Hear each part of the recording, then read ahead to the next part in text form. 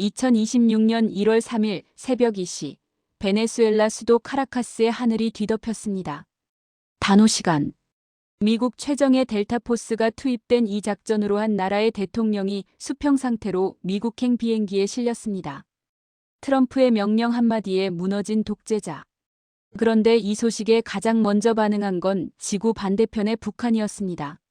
마두로의 체포 직후 북한이 쏘아올린 미사일. 그것은 단순한 시험 발사일까요? 아니면 공포에 질린 비명일까요? 오늘 전 세계를 뒤흔든 확고한 결의 작전의 풀스토리를 공개합니다. 안녕하십니까? 뉴스 속 이야기입니다. 오늘은 현대전 역사에 기록될 역사적인 사건을 다룹니다. 베네수엘라 마두로 대통령 부부의 체포 작전입니다. 미 합참의장은 작전 종료까지 단 5시간이었다고 발표했습니다.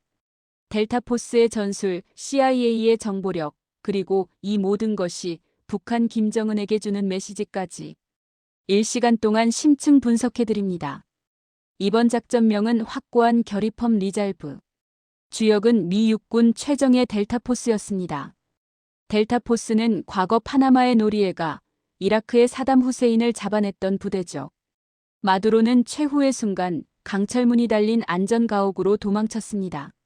하지만 그 문이 닫히기 직전 미군의 손이 먼저 닿았습니다. 이 작전은 하룻밤 사이에 이루어진 게 아닙니다. 미 정보당국은 수개월 전부터 마두로의 일거수일투족을 감시했습니다. 그가 무엇을 먹는지, 어디서 자는지, 심지어 그의 반려동물 동선까지 파악하고 있었죠. 베네수엘라 내부에 심어둔 정보원에 결정적 제보가 있었습니다. 적의 앞마당에서 정보를 뺀 CIA의 활약, 소름 돋지 않습니까?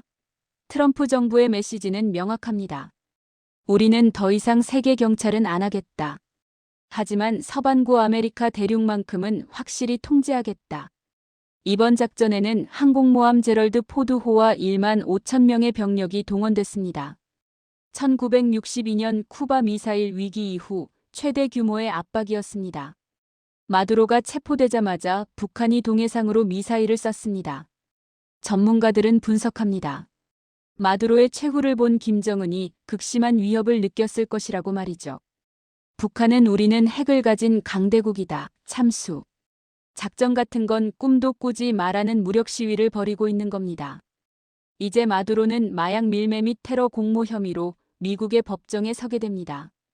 독재자가 타국 부대에 의해 체포되어 압송되는 모습은 전 세계 다른 독재자들에게 다음은 너희 차례라는 공포를 심어주기에 충분합니다. 5시간의 짧은 작전이었지만 그 파장은 영원할 것입니다. 미국이 선포한 새로운 질서, 그리고 그 안에서 생존을 모색하는 독재자들의 몸부림. 2026년 1월 3일 새벽, 베네수엘라의 수도 카라카스는 평온한 어둠 속에 잠겨 있었습니다. 하지만 그 고요함은 오래가지 못했습니다. 미국 동부 표준시로 1월 2일 밤 10시 46분, 도널드 트럼프 대통령의 명령 한마디가 지구 반대편 카라카스의 운명을 뒤흔들었죠. 현지 시각 새벽 2시, 하늘은 굉음으로 가득 찼습니다. 150대 이상의 미군 항공기가 밤하늘을 가르며 베네수엘라 영공을 침범했습니다. 미군은 베네수엘라의 방공 시스템을 무력화하기 위해 수도 카라카스를 포함한 북부 전역의 군사시설을 맹렬히 폭격했습니다. 작전명은 확고한 결의 아퍼레이션 애브설루트 리잘브. 그 이름처럼 미국의 의지는 확고했습니다. 불과 5시간 만에 한 국가의 최고 지도자가 체포되는 초유의 사태가 벌어진 것입니다. 미 육군 최정예 특수부대 델타포스 요원들이 마두로 대통령과 영부인 실리아 플로레스의 은신처를 급습했고 그들은 미군의 손에 생포되어 USS 이오지마 함으로 압송되었습니다. 이 모든 과정이 불과 5시간 만에 이루어진 것입니다. 과거에도 독재자를 체포했던 미군의 전례는 있었습니다. 1989년 파나마의 독재자 마누엘 노리에가 체포작전이 대표적이죠. 하지만 이번 작전은 규모와 속도, 그리고 국제사회에 미친 파장면에서 이전과는 차원이 달랐습니다. 노리에가는 미군의 포위망 속에서 며칠간 저항했지만 마두로는 단 5시간 만에 무력하게 끌려나왔습니다. 이는 현대전에서 특수부대의 역할과 정보전의 중요성이 얼마나 커졌는지를 여실히 보여주는 대목입니다. 이 작전이 전 세계에 던진 메시지는 명확합니다. 미국의 심기를 건드리는 독재자는 결코 안전할 수 없다는 강력한 경고인 것이죠. 특히 이 소식에 가장 민감하게 반응한 것은 다름 아닌 북한이었습니다. 마두로 체포 소식이 전해진 직후 북한은 동해상으로 미사일을 발사했습니다. 이는 단순한 무력 시위를 넘어선 공포에 질린 독재자의 절규와도 같았습니다. 오늘은 현대전사의 길이 남을, 아니 어쩌면 새로운 시대의 서막을 알리는 역사적인 사건을 다룹니다. 바로 베네수엘라 마두로 대통령 부부의 전격 체포 작전입니다. 미 합참의장은 브리핑에서 작전 개시부터 종료까지 단 5시간이 채 걸리지 않았다고 발표하며 전 세계를 경악시켰습니다. 델타포스의 번개 같은 전술, CIA의 그림자 같은 정보력, 그리고 이 모든 작전이 북한의 김정은에게 보내는 소름 끼치는 메시지까지. 베네수엘라의 밤하늘을 가르며 시작된 확고한 결의 작전의 주역은 역시 미 육군 최정예 특수부대 델타포스였습니다. 이들은 세계에서 가장 은밀하고 치명적인 작전을 수행하는 특수 중의 특수부대입니다. 과거에도 그들은 파나마의 독재자 노리에가, 이라크의 사담 후세인 등 악명 높은 독재자들을 직접 체포하거나 제거했던 전력을 가지고 있죠. 이번 작전 역시 델타포스의 정교한 기획과 실행력이 빛을 발했습니다.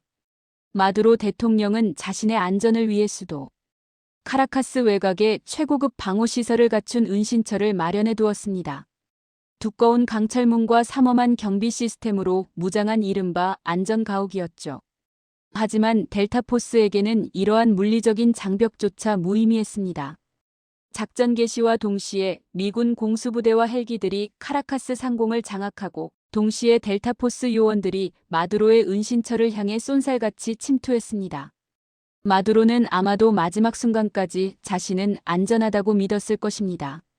강철문이 닫히고 자신의 안위가 확보되었다고 생각했을 그 찰나 델타포스의 손길이 문틈을 비집고 들어왔습니다.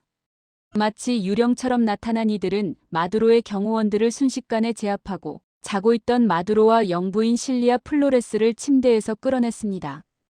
영화에서나 나올 법한 일이 실제로 벌어진 것입니다. 그런데 이런 기적 같은 작전이 어떻게 가능했을까요?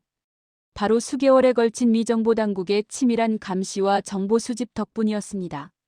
미 CIA와 국방정보국 DIA은 작전 개시 수개월 전부터 마두로의 일거수일투족을 그림자처럼 추적했습니다.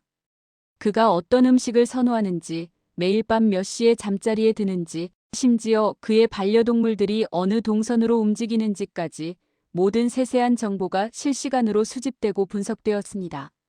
카라카스 시내 곳곳에 설치된 첨단 감시 드론과 위성 시스템은 마두로의 이동 경로를 완벽하게 파악했고 심지어 그의 통화 내용과 이메일 내용까지 모두 해독되었습니다.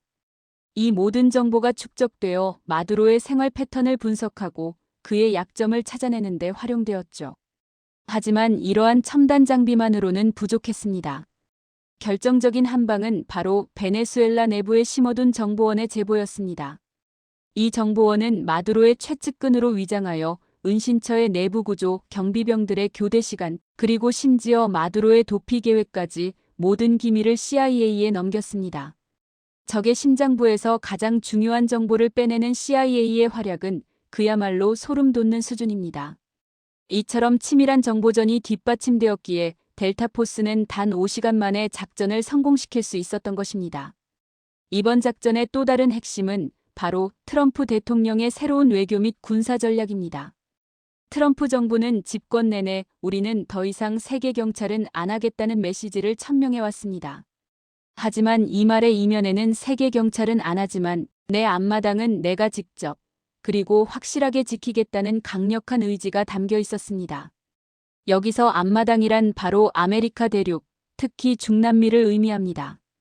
트럼프 대통령은 중국과 러시아의 중남미 영향력 확대에 대해 극도로 경계해왔으며 마두로 정권 역시 친중, 친러 성향을 보이면서 미국의 눈엣 가시가 되어왔습니다.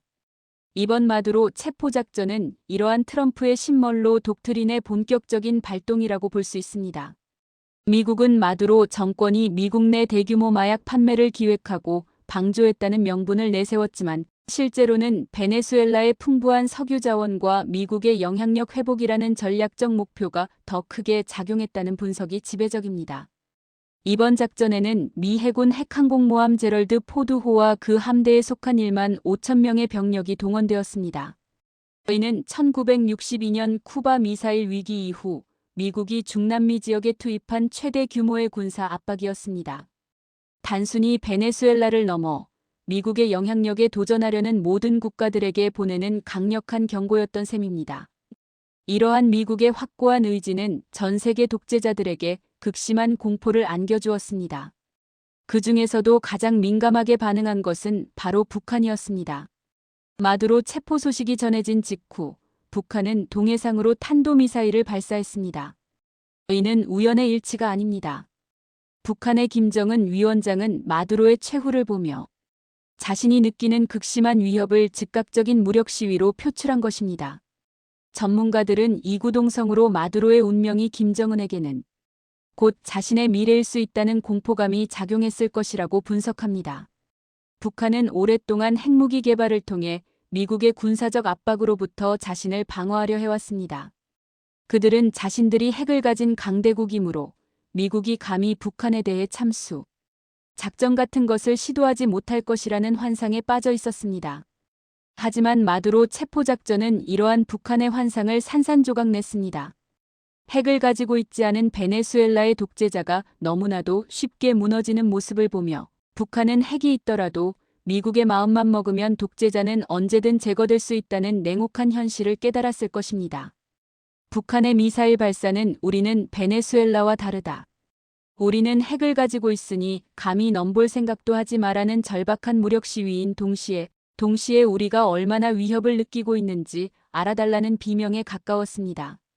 그들은 미국의 다음 타깃이 자신들이 될 수도 있다는 공포에 휩싸여 있는 것입니다. 이제 마두로 대통령 부부는 미국 뉴욕으로 압송되어 구치소에 수감될 예정입니다.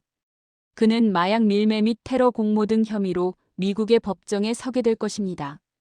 이는 단순히 한 개인의 재판을 넘어 국제법과 주권국가의 개념에 대한 중대한 논쟁을 불러일으킬 것입니다. 안토니우 구테흐스 유엔 사무총장은 이번 공습을 위험한 전례라고 비판하며 국제법 준수를 촉구했고, 중국 외교부는 미국의 행위를 패권적 행위로 규정하며 마두로 대통령의 즉각 석방을 요구했습니다. 하지만 미국은 이러한 국제사회의 비판에도 불구하고 자신들의 정당성을 주장하며 베네수엘라의 석유 산업을 미국 기업들이 참여하게 할 것이라고 밝히는 등 사실상 베네수엘라에 대한 통제권을 강화하겠다는 의지를 보이고 있습니다. 독재자가 타국 부대에 의해 체포되어 압송되는 모습은 전 세계 다른 독재자들에게 다음은 너희 차례라는 공포를 심어주기에 충분합니다.